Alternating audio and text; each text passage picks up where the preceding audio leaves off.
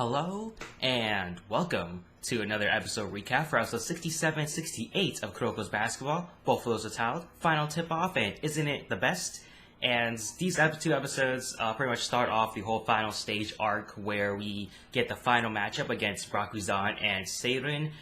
This is going to take long episodes, probably more than 5 episodes perhaps, judging from the pacing from these episodes. So maybe I'll just do 2 episodes each, just so I don't comment on one episode and say, oh, it's to be continued. So it's easier to flow through these a lot faster. But definitely the first episode is just the beginning, more of the setup, and the second one is just the beginning of the matchup. New revelations are being told, mostly for Kuroko, and how his basketball skills, even though they're on the rise, may be a detriment to him towards his playstyle and for Seirin. But definitely some cool things of Kagami going to the zone against Akashi and his Emperor Eye. How will he react to that? Some pretty cool things being seen there. And so these 2 episodes are definitely the beginning, but who knows how long this is going to last for the 3rd season of Kuroko's Basketball. Speaking about the beginning of the whole entire matchup, we pretty much get some little things from all of our Seirin guys here with Hyuga and Riko in Hyuga's barbershop. They have a little bit of a moment with each other until Riko sneezes on Hyuga, and then you have Kiyoshi at Izuki's house having breakfast. He already had breakfast with his grandparents before. He hopes to bring them good news because his grandparents are very old, so they can't go to the games, obviously, for obvious reasons. We have Satoshi, who we see him a little bit here and there on the bench. I think he does play in the 2nd game, so you see him there, but his girlfriend gives him confidence by telling him that the bench players are just as important as everyone else on the team. And so some pretty interesting things with Satoshi. Again, I believe we do see him in the 2nd episode, just for a brief moment there.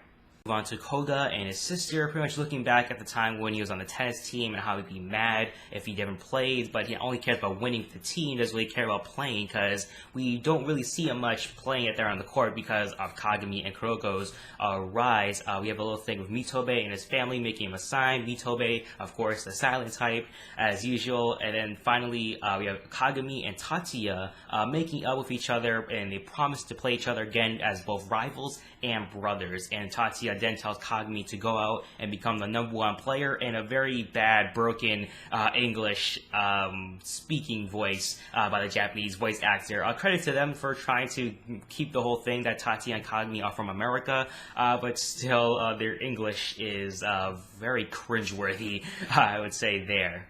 We move on to everyone watching the finals. Typical montage here with Aomine and Murasaki Bara pretty much asking each other who will win the finals, and that's pretty much why they're there. The 3rd place match is already decided between Midorima and Kisei, who didn't really actually play, and so that's why Midorima and Shutoku won the 3rd place match pretty easily, I would say, and they promised to battle each other for real next time. But still, everyone's just watching this final matchup to see who will actually win between Seirin and Rakuzan, because Kagami has pretty much beaten every single one of the General Share Miracles, thus making him qualified to be the next in line to probably take down Akashi, which kind of makes sense because he beat everyone one time, so obviously it's enough skill level to take on Akashi and possibly beat Rakuzan. But at the same time, it does it because Akashi never really went up against anyone else except Midorima, and so it's kind of weird logic there that everyone has, but still it's kind of the way anime goes, I guess.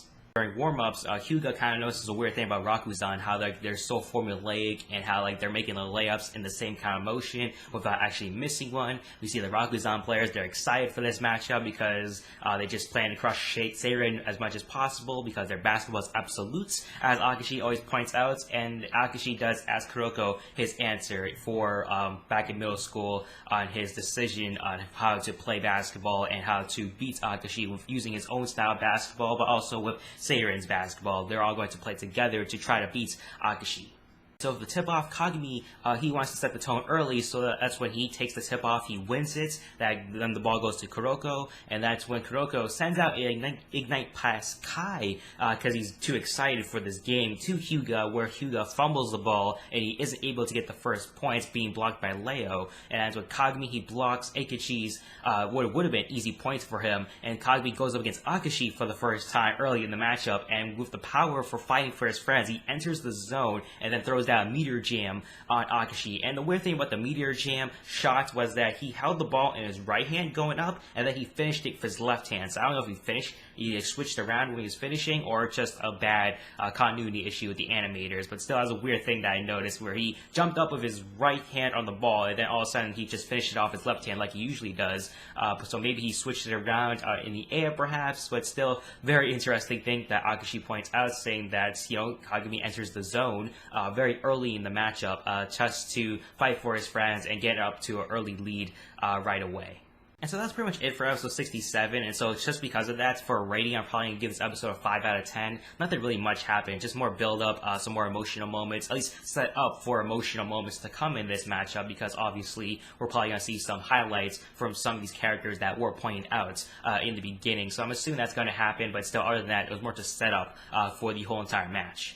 On to episode 68 with Isn't It the Best? Kagami starts off with dominating Rakuzan with him in the zone. Mitobe is then sent in as a sub for Kuroko, just so the rest of the guys can focus on defense while Kagami focuses on offense, so which makes sense right there. But Kuroko, it was pretty funny him being sad. I really wanted to play really hard, but Mitobe is sent in, and Akashi switches his mark, switches his man pretty much to guard Kagami, and Akashi, using his Emperor Eye, doesn't really block or steal the ball. He just forces Kagami to take an extra step in order to change his shot slightly so that it misses. And on the next possession, Akashi crosses out Kagami using the real Emperor Eye, because Rico thought that since Kagami beats Kisei with their Emperor Eye before, he could do the same thing here, but obviously this is the original Emperor Eye, and so Akashi, he looks like he's going to go in for an easy drive, but Izuki comes in with the Eagle Spear. He then throws the pass right away, and then Mitobe comes in